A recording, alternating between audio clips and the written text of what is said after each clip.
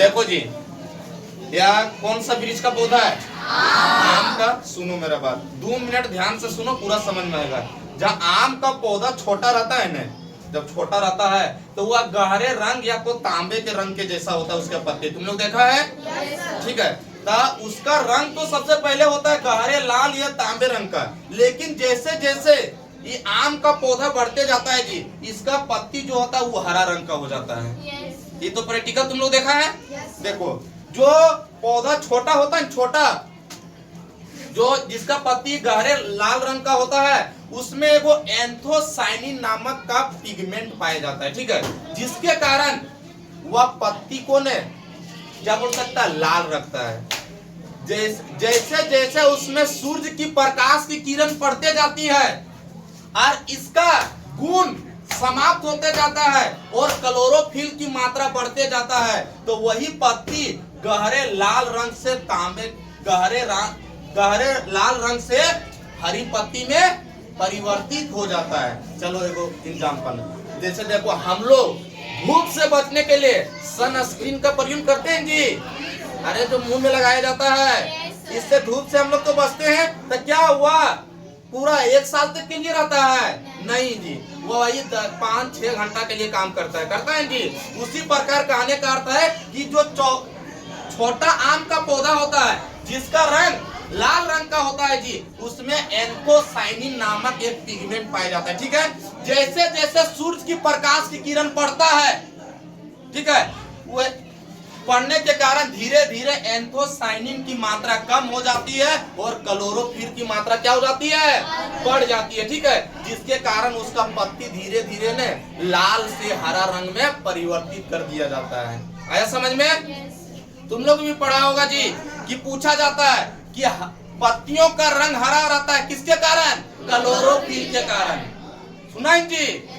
चलो अब देखो, जो छोटा आम का पौधा होता है जो लाल रंग का होता है, उसका पत्ता ने कोमल होता है, ठीक है, और पतली होता है। चलो एक एग्जांपल समझा रहे हैं। अगर तुम्हारे घर में कोई जानवर होगा, जैसे बकरी को एगो इला आम का पौधा दे देना और एगो छोटा वाला आम का पौधा दे देना जो जिसका पत्ती कोमल है, सबसे पहले यही पत्ती को खाने चालू कर देगी। सही बात है जी?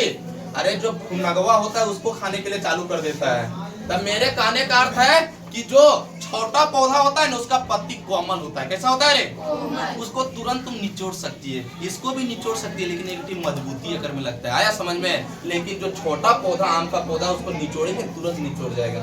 तो कहने का अर्थ है कि जो छोटा पौधा गहरे लाल रंग की जिसकी पत्ती होती है जी, उसका जो पत्ती होती है वह कोमल होती है। कैसे होती है रे? कोमल होती है। और जो हरी रंग का पत्ता होता है जी, वो भी मजबूत होता है। देखो मजबूत लग रहा है सुनने में। अरे छोटा पौधा रहता है, उसका पत्ती क्या होता है? कोमल होता है। दूसरा पॉइंट। तीसरा, जो छोटा पौधा होता है गहरे लाल रंग का, उसका ने खुशबू की सुगंध में बहुत बढ़िया लगता है। तुम लोग देखा होगा, जो फुनकता है जिस समय, उसका पत्ता बाहर में, उसको केवल नाक के पास लेके के निचोड़ के तो सुनना, देखना बहुत ही बढ़िया लगेगा। उसका खुशबू जो है ना, सुगंध बहुत ही बढ़िया लगेगा। सही बात है कि नहीं? आई तुम एक मजबूत पौधा इसका कुछ थोड़ा सा सुगंध आएगा, लेकिन है कि उतना मात्रा में नहीं आ पाएगा। तो 3 पॉइंट समझ में आया? अरे किसी बड़ा दिक्कत है क्या?